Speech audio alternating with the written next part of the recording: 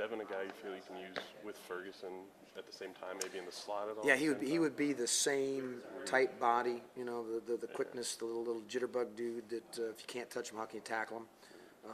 You know, maybe right now not as strong as Fergie, but you know, he came off of his knee injury that he sustained a year ago, August. He's worked hard and had a good summer and a good camp. He played some receiver really a lot for us in August, but he's even though he's still wearing jersey number 21, he's in my meeting room. Yeah.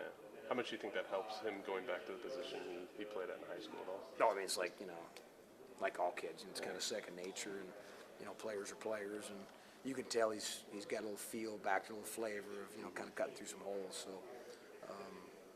he's on our team right now. We're coaching him. With Donovan being such a confident player, does that not worry you at all? I guess for him, maybe rebounding from like the game he had on Saturday at all. Does it help him being so outgoing and oh yeah, kind of looking forward? You remember last year had some games where it was like rush for minus 50 yards and blah blah and turn next week and running for yards, and that I think you just can't look at one factor or one player. I mean, it's a sequence of events. It's numbers of bodies and people that all add up to the big sum of the parts.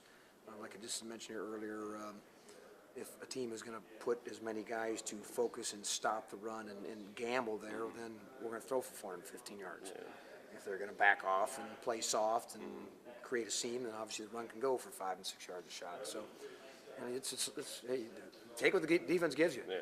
If Cincinnati's come in here and play with 4 deep and stand back there and play pass, and they'll get the ball run right straight ahead at them. Yeah. So that's our job as coaches to have a plan. Did you get the sense from watching Cincinnati's film against Purdue that they might, be really focused on the run against you guys, or? Cincinnati, obviously it's a 42-7 victory over Big Ten opponent, and they came in and kind of give a few shoulders and elbows and kicks in the shins to Purdue, and woke them up and played with some physical football, and I think there's 5 returning starters from Cincinnati that all have played, and some backups that have played a lot of career games. So it's an experienced defensive unit that obviously had a chance to really shut down Purdue. Besides the fumbled punt that gave the great field position for a 12-yard scoring drive, but they'll come into the stadium raring to go, just like we'll be raring to go at 11 o'clock on Saturday.